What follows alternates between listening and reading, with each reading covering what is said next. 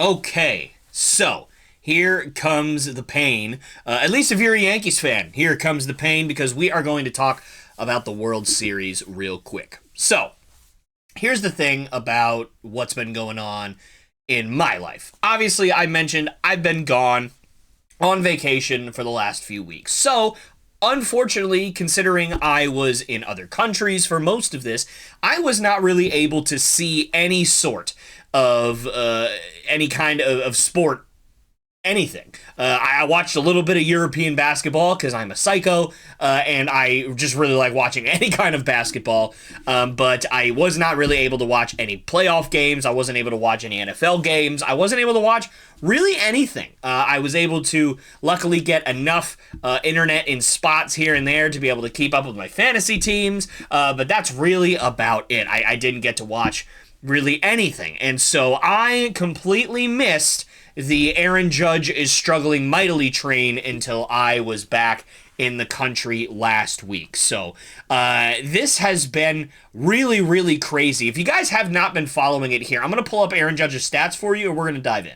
All right, so kind of focusing up on this top part, you look at StatMuse, Aaron Judge has a 140 batting average, only 6 hits for the entire 2024 postseason, only 2 home runs, both in back-to-back games against the Guardians, 6 RBI, 6 runs scored in 12 games. Obviously, that's really bad. So only 6 hits in 43 at-bats, 20 strikeouts in 43 at-bats. That is absolutely ridiculous. It's almost a 50% strikeout rate. Only 3 extra base hits, obviously 2 of those being home runs. Only a 278 on base percentage, 302 slugging for a 580 OPS. That is just not going to cut it. So obviously Aaron Judge is struggling mightily. And everybody's making this huge, huge deal about it. And I can understand. Listen, these guys are in the World Series now. It's not like years past where they, just made it to the ALCS or even just the ALDS and they were eliminated. This is, the big time. There's no further that you can go. The Yankees haven't won a World Series since 2009, and they are looking to kind of break that streak and get back to being the dominant Yankees that they were in the 2000s and the 1990s and really throughout their entire history.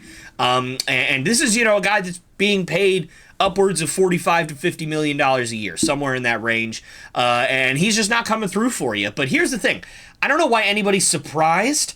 This is a trend. This is not just 2024 that Aaron Judge is struggling in the postseason. Yeah, so check this out here. So Aaron Judge over his entire career is hitting below the Mendoza line in the playoffs. Now, obviously, I would venture to guess that before this postseason, he was probably hitting slightly above the Mendoza line. But take a look at last year, not last year, 2 years ago, the last time the Yankees made the playoffs. Look at this, 139 batting average, 184 on base, 306 slugging for a 490 OPS. Let's move over to 20. I believe it's 20. So this is the COVID year. So, you can take that with a grain of salt. 133 batting average. 229 on base, did hit a few more home runs in limited plate appearances, so his OPS was a bit higher, and the only really great year that he had in the playoffs, and I don't even know if I'd consider it, I mean, it is pretty great, obviously. I would say it's pretty great. It was 2018. It's a 420 on average, 500 on base, 947 slugging for a 1400 OPS. However, that was only in 5 games, so that's not like it's anything crazy here. Very, very limited sample size. And, of course, the Yankees would go on to lose to the Red Sox in that postseason. So, didn't end up really mattering a whole lot. But that one I will not hold against him. And then in 2019, not too bad either. But other than that, he has been not only bad in the playoffs, he has been horrible. Now, 2021, it's hard to hold against him. He only played 1 game. But at the same time, for the most part, Aaron Judge has been awful in the playoffs every year, almost. Obviously, I would say 2018, 2019 was a little bit better, but not really all that great. So, for me, seeing Aaron Judge get to this point in the season and struggle is not really a surprise. Now, could I just be missing this aspect of the news? I could be, because again, I was on vacation for the last few weeks, and so I don't know if the playoff struggles are being talked about in its totality in terms of his whole career. All I've heard is this postseason. All I've heard is what's happening in this World Series and this postseason. And I think we should honestly be looking out at the entirety of his career and thinking, man, yes, I understand that Aaron Judge, phenomenal regular season player, absolutely fantastic, but he's kind of looking like the Dak Prescott of baseball right now. Gets to the playoffs and he's just not good. He's terrible, in fact. Now, at the very least, Aaron Judge has made it to the World Series, which is more than Dak Prescott can say in terms of making it to the Super Bowl. He's only won like 1 or 2 playoff games his entire career at this point. But regardless, Aaron Judge struggling in the playoffs does not surprise me in the least. And so, after looking at those statistics here, it's hard to kind of really put into words how much Aaron Judge has struggled over his career in the playoffs, and it really stinks that he is performing poorly in the playoffs. However, I'm not going to pull up the statistics because it's pretty well documented at this point. Shohei Ohtani's having a really awful World Series as well. Now, you could say that he's been hurt and stuff like that, but nobody's really talking about it. Nobody really cares because the Dodgers are up 3-0 as of time of recording. And I am going about this from the perspective that the Dodgers are going to win the World Series. Nobody has ever come back down 3-0 in the World Series. Now, it is theoretically possible that the Yankees can come back from down 3-0, but here's the thing. They're gonna need Aaron Judge for that. And I see zero hope that Aaron Judge is going to be able to turn the ship around in time for the Yankees to kind of make it a thing. Now, as of time of recording, it's right around 7:30 Eastern Standard Time. Game 4 is going to be happening within the next hour, and then obviously that means that the game is going to be over probably within the next 3 to 4 hours. So, who knows? Maybe next week it's going to be tied 3-3, and I'm going to have to hop on here and I'm going to have to say, oh my goodness, I'm an idiot, I'm stupid, I can't believe the Yankees made this big comeback and Aaron Judge hit 7 home runs in the last 3 games, yada, yada, yada. I could, but it's not really looking like that's going to be a thing. So right now, I think looking at both Shohei and Aaron Judge struggling, I do find it funny that Aaron Judge is getting all the hate because his team is losing and Shohei Ohtani is not getting any of the hate, and his team obviously is winning. So, just want to point that out.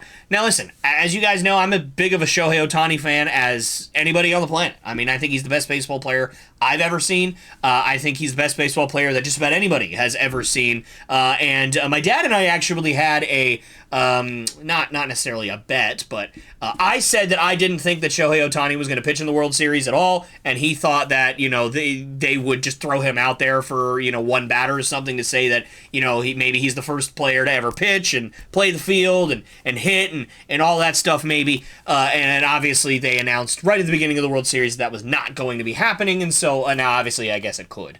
I guess it could, right? If it gets to Game 7 and something crazy happens, who the heck knows, right? But as of right now, Dave Roberts has said there's no chance that Shohei Ohtani is going to be pitching. But regardless, my general thoughts on the World Series outside, of course, of this Aaron Judge situation is, the Yankees are getting spanked right now. They are clearly the inferior team. They have an inferior pitching staff. They have an inferior bullpen. They have an inferior lineup. That's just how it is. The Dodgers this year are absolutely insane. There's no stopping them, and they're not even fully healthy, which is the scary part for me. They have a lot of other pitchers that are, that could really, really help them out this year, both in the bullpen and starters that, are not even on the roster. Evan Phillips is not even on the World Series roster, and you could argue that he's been their best reliever pretty much for the entire season.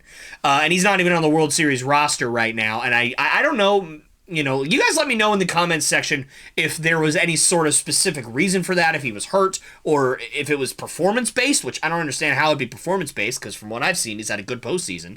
But I'm not really sure. Let me know if you guys happen to find that out. I just kind of looked at it as, guys that were coming back from injury. They needed a spot, and they chose to leave Phillips off for whatever reason. Not really sure. But regardless, the Dodgers are just the better team. That's just how it is. And for me, as a Red Sox fan, this just couldn't be any better. I mean, the only thing that would be better is if, obviously, by the time we're done here, if the Yankees got swept. I don't know if that's going to happen. Apparently, the Dodgers are going to try a bullpen game to close out the World Series. That will have to be a first if that happens. But, hey, we'll see what happens. I know, at least on, not necessarily the first thing on Yankees fans' minds, because I'm sure the first thing is, please God, come back, win a World Series. But the second thing after that is probably going to be, what's the situation with our head coach? Because, man, I have had a lot of feelings about Aaron Boone for years. I don't think he's a good coach. I don't think he's ever been a good coach. I think, honestly, he should have been fired in 2019. That's my personal opinion.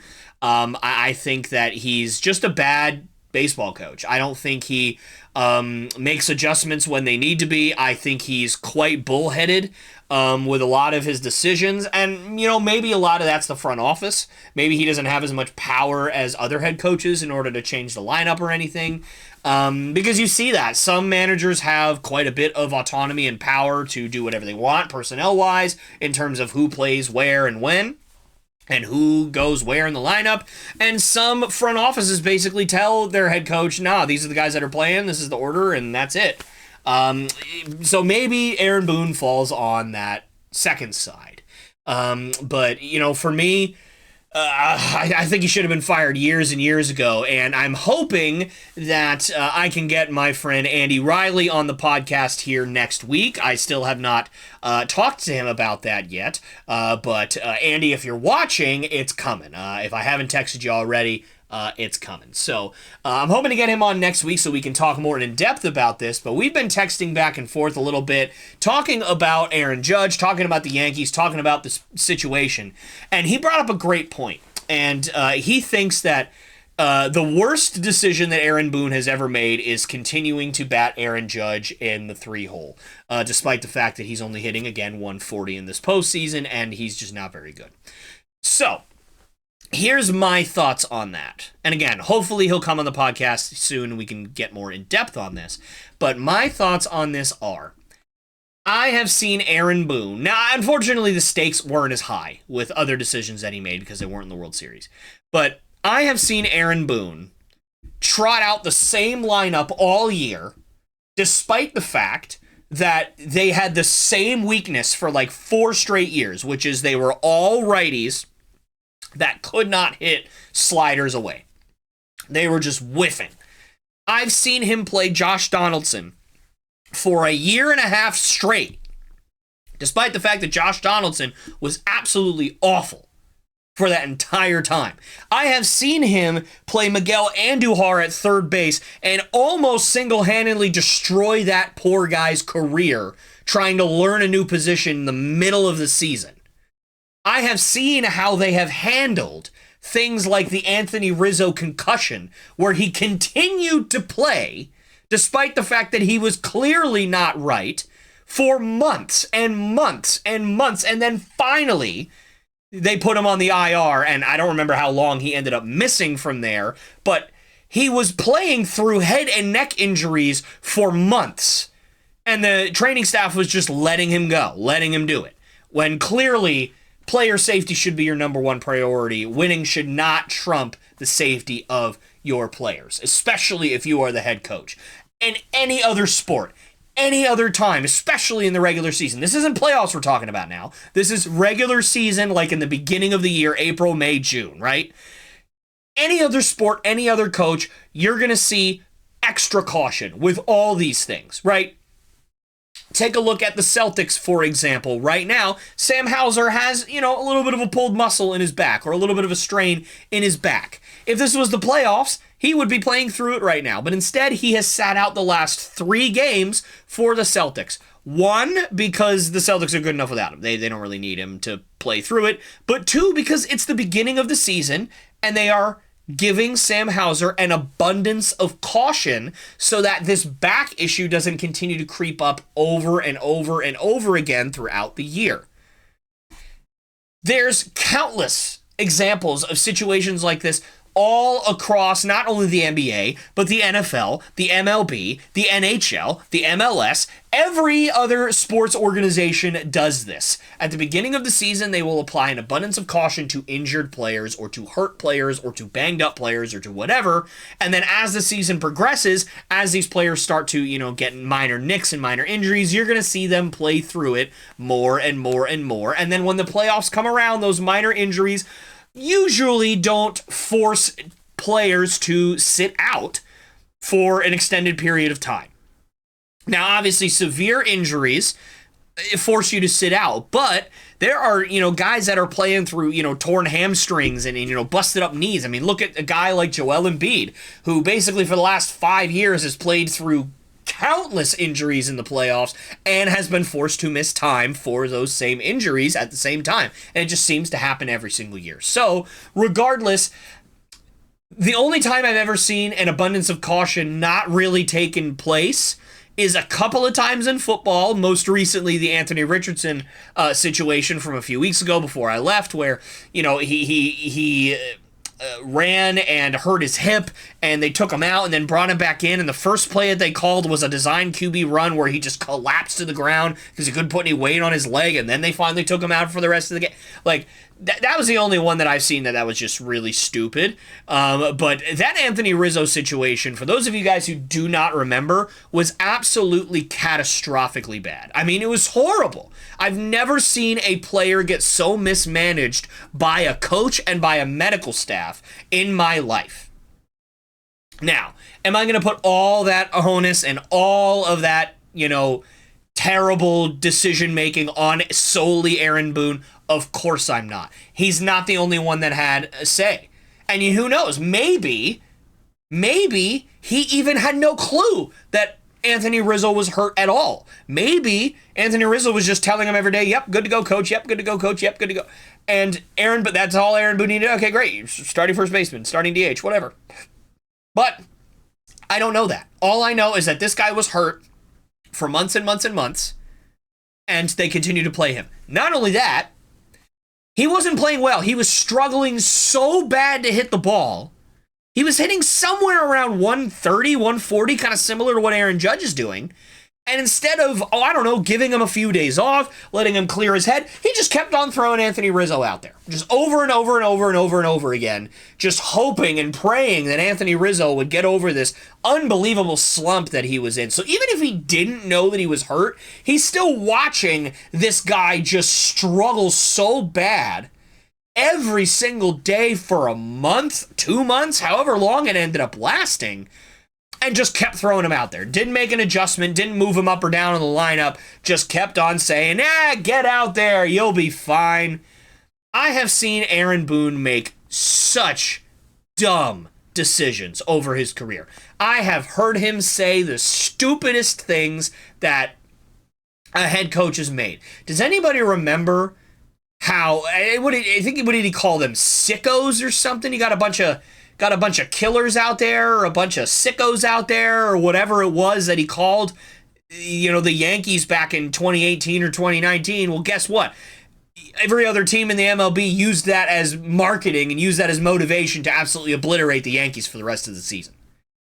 Like, this is somebody that has not had a track record of a lot of success before this season.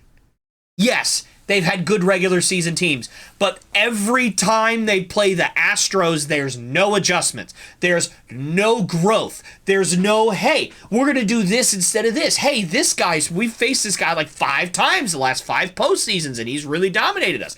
Here's the adjustments we have to make. Nope, he just keeps the same lineup, same thing going out there, whiff, whiff, whiff, whiff, whiff. They get swept, and that's it.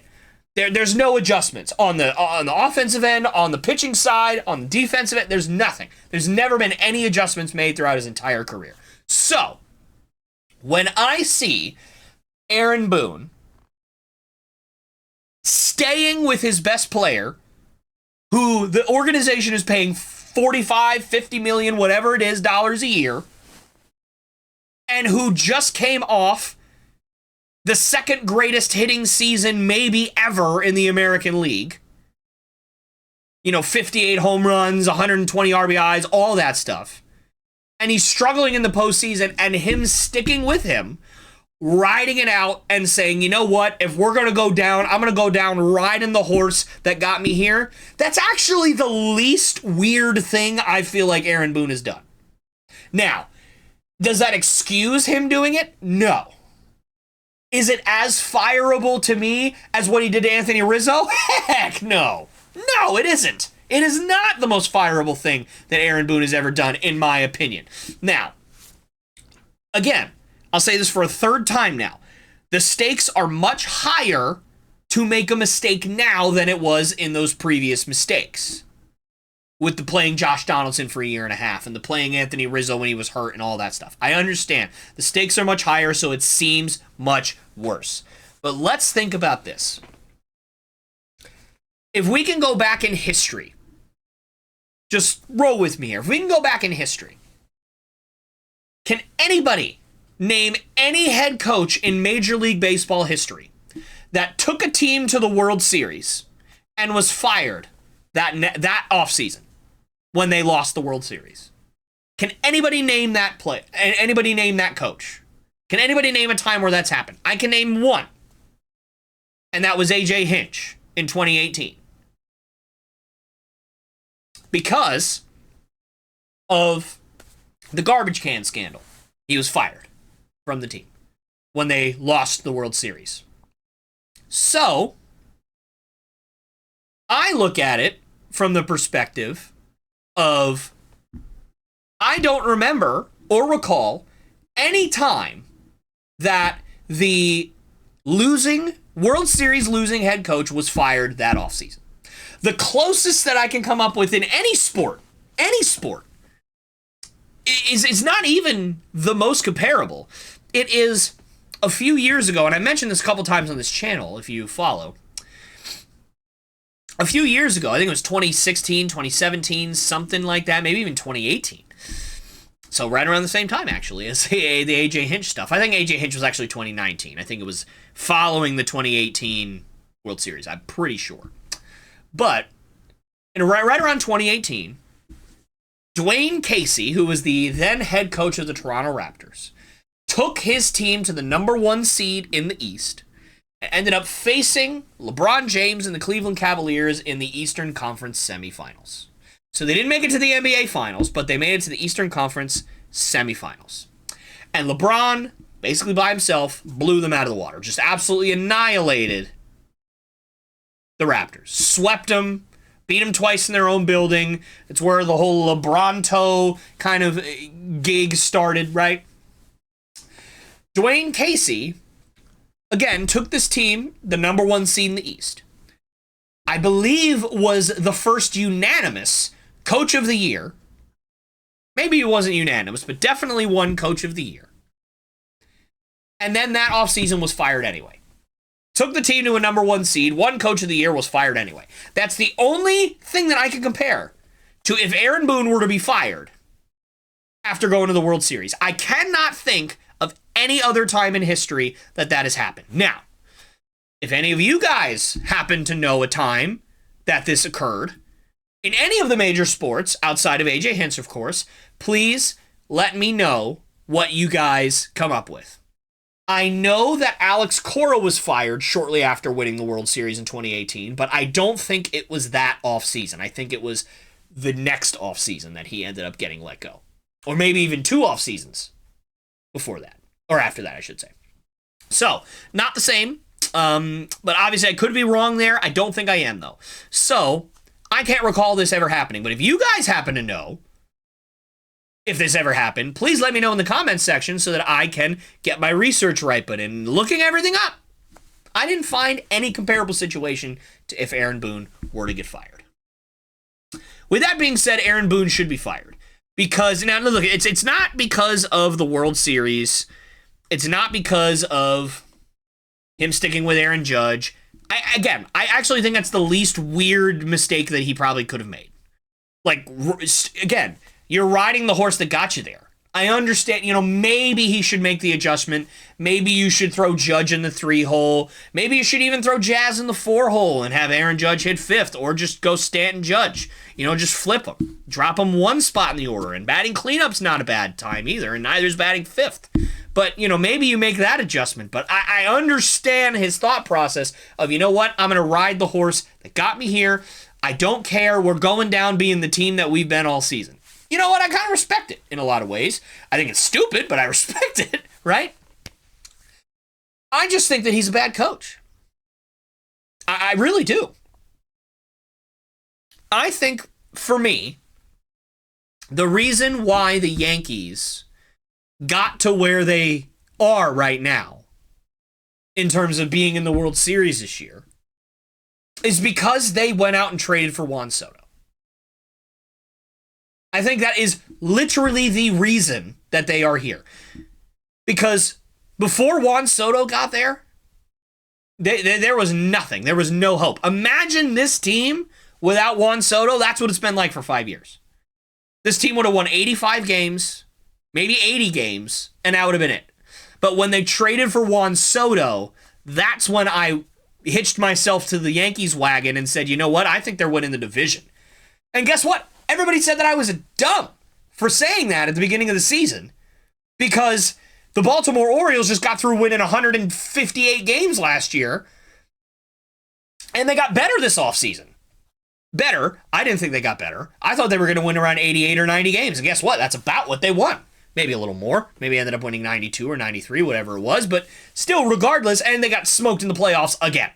Like, the Yankees being good with Juan Soto did not shock me. As soon as they traded for Juan Soto, I knew that is a perfect player to complement everything else that was going on this team. It was perfect. Anthony Volpe hopefully continuing to develop. Gleyber Torres not being terrible and actually being pretty good this season. Some of the other outfield prospects, like, Oswaldo Cabrera or somebody like that, maybe develop a little bit. Obviously, Aaron Judge, Juan Soto. Maybe Jason Dominguez comes up and performs well, although that didn't end up happening. He played a little bit, but not a whole lot. I figured they'd be good. They'd be really good. But the problem with them has always been their pitching, and it has always been their bullpen. In 2018, 2019, their bullpen was pretty good. Their bullpen right now is not pretty good. Clay Holmes may be the worst closer in baseball in terms of efficiency. He blows, saves all the time. I had a lot of things that I wanted to say right there, but it's a PG product, so we're not going to do that. The only reason, in my opinion, that they are as good as they are is because Juan Soto is there. If Juan Soto leaves, forget it. They're winning 70 games next year with the same roster.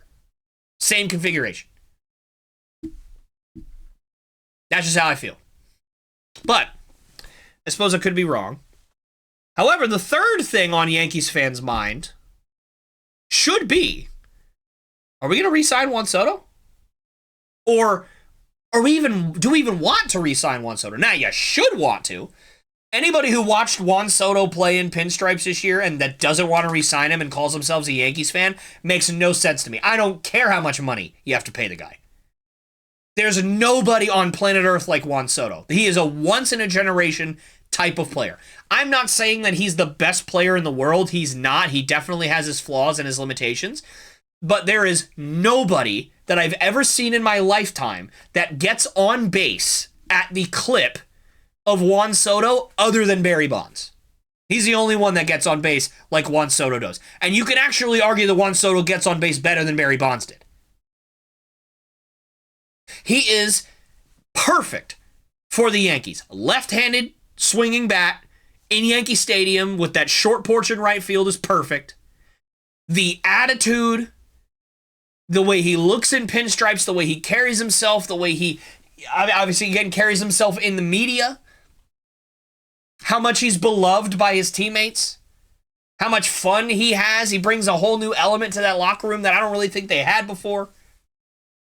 And of course, one of the biggest issues for the Yankees lineup over the last 5 to 7 years has been the fact that they struggle to get on base. When they struggle, it's just whiff city all throughout that lineup. And honestly, it still kind of is in a lot of ways.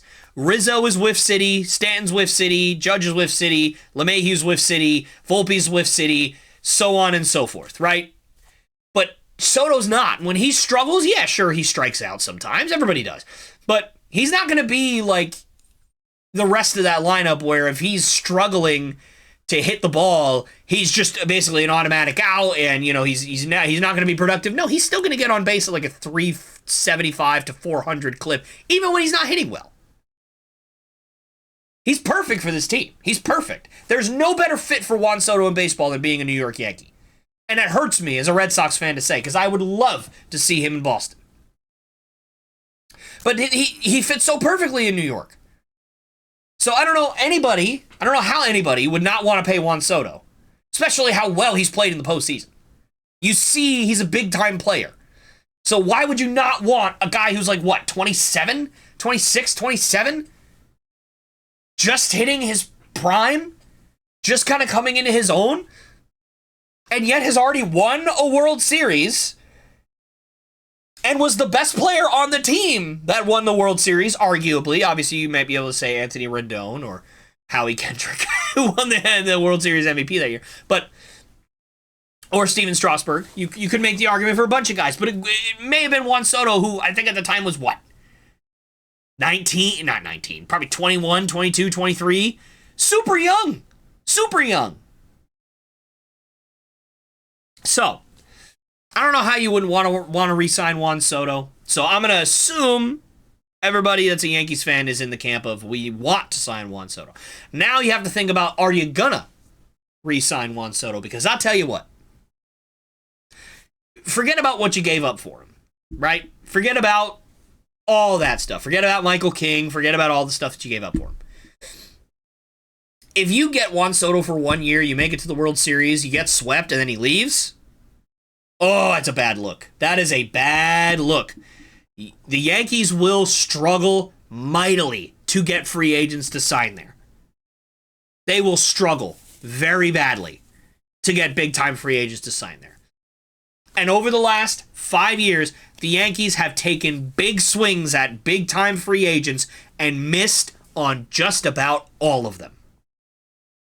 Just about all of them. The only one that I can recall them actually hitting on where they wanted big-time free agent, they threw their pull out there, they got him to bite, they pulled him in, and he's actually performed well, was Garrett Cole. That's the only one that I can think of. Unless somebody else has another one, but I can't think of one. Carlos Rodon's been a disaster. Marcus Stroman? Come on. I like him. Good player. Good pitcher. But not what he once was. Not an all-star. Anybody in that bullpen a big-time free agent signing? No. Look up and down the lineup. Anthony Rizzo? You know, if this was 2015, I'd be freaking out right now. But it's 2024. It's 10 years later. Come on. Gleyber Torres, homegrown. Volpe, homegrown. Judge, homegrown. Dominguez, homegrown. Stanton, not homegrown, but he's been there for almost a decade. I know it doesn't seem like he's been there almost a decade, but I believe he was traded there in 2015 or 2016. Somewhere in that range. He has been there a long time. And by the way, they traded for him. So you can't even call that a free agent signing. They traded for him. And then re-signed him. The Yankees have struggled over the last 5 to 7 years signing big-time free agents. So if you lose Juan Soto, you traded for the guy, the main #1 free agent outside of Shohei Ohtani over the last decade. There's no player that should be more coveted in free agency over the last decade than Juan Soto. With the combination of his age, his skill set, his experience, which is crazy because his age is still like 26. or 27 or whatever it is at this point. And how perfect he is in Yankee Stadium, like I've already talked about, with the short porch in right field, with the attitude, with how much he's loved by his teammates. Oh, and by the way, the one season that he's there, where do they go? The World Series. Hadn't made it past the ALCS. In any of the other years, Juan Soto shows up there immediately in the World Series. I do not look at that as a coincidence, folks. Neither should you. Neither should you. So are you guys going to re-sign Juan Soto? I don't know. I obviously hope not. Problem is that if you don't, he's probably going to go to the Dodgers. Which, I'd have an aneurysm if he went to the Dodgers. I would have an aneurysm because I would look up and down that lineup and I would just be so confused as to how this is even physically possible to sign all these people all at once. It would just be horrible. So I don't want that either. So let's meet in the middle. Let's have him go to the Red Sox. Yeah, why not, right? Let's have him go to the Red Sox. I do tease with that, but I also, again, I have false hope that that may actually be a thing, but there's not a lot of teams that are going to be able to afford Juan Soto, right? I mean, I wouldn't be shocked if... I don't think he's going to get Shohei money. I don't think he's going to get 70 mil, you know? But, honestly, if the first number starts with a 6, I wouldn't be super shocked. I'd be a little shocked. I'd be a little shocked if it started with a 6. But if it started with a 5, that is my expectation. It has to start with a 5 in terms of annual value. It has to start with a 5. And honestly, to me, that means that the total amount of money starts with a 5. 500 mil. Or more for Juan Soto. Because he's so young, somebody's going to sign him to a 10-year deal. Or more. Or at least they're going to try, right? Maybe he'll take a shorter-term deal. I don't know. But for me, you gave Xander Bogaerts, who was like, what, 30? 31? An 11-year contract.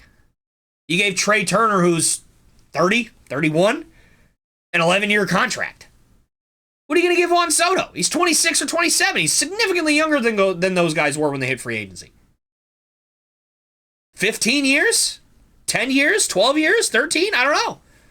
So to me, it's at least got to start with a 5. Annual value and total money. That's my expectation. I wouldn't be shocked in the slightest if that annual value started with a 6. I would be shocked if it started with a 7. I'd be very shocked if it started with a 7. To me, that's crazy. But you never know. You never know what the Dodgers or the Yankees are willing to do, and who knows if the Yankees even have the money to do that. But we shall see. So those are my thoughts on the World Series, and obviously a ton on the situation with the New York Yankees. So what do you guys think? Let me know down in the comments section below. What adjustments would you guys be making? Would you move Judge down in the lineup for tonight's game? And if there are any other games after this,